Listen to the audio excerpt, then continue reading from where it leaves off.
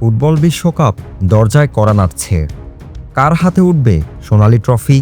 Football বিশ্বের special one Jose মারিনিও জানিয়ে দিলেন তার ফেভারিটদের নাম। তবে চমকপ্রদ ব্যাপার হলো, তার তালিকায় ব্রাজিল পর্তুগাল থাকলেও নেই একটি বিশ্বসেরা দল। কোন সেই দেশ? চলুন জেনে নেই। মারিনিওর চোখে এবার শিরোপার দৌড়ে সবচেয়ে এগিয়ে তার নিজের দেশ পর্তুগাল।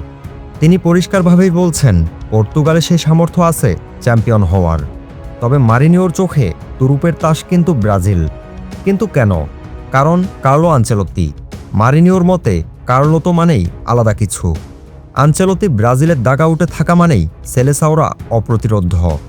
বর্তমান বিশ্ব চ্যাম্পিয়ন আর্জেন্টিনাকেও খাটো করে দেখছেন না এই পর্তুগিজ মাস্টার মাইন্ড।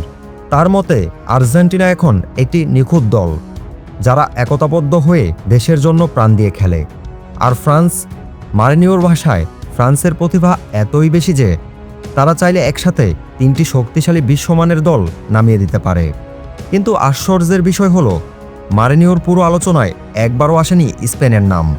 স্পেনের সাম্প্রতিক পারফরম্যান্স যেখানে দুর্দান্ত, সেখানে তাদের বাদ দেওয়া কি মারিনিওর ভুল, নাকি বড় কোনো ইঙ্গিত? ফুটবল মহলে কিন্তু এ নিয়ে এখনই বিতর্ক শুরু হয়ে গেছে।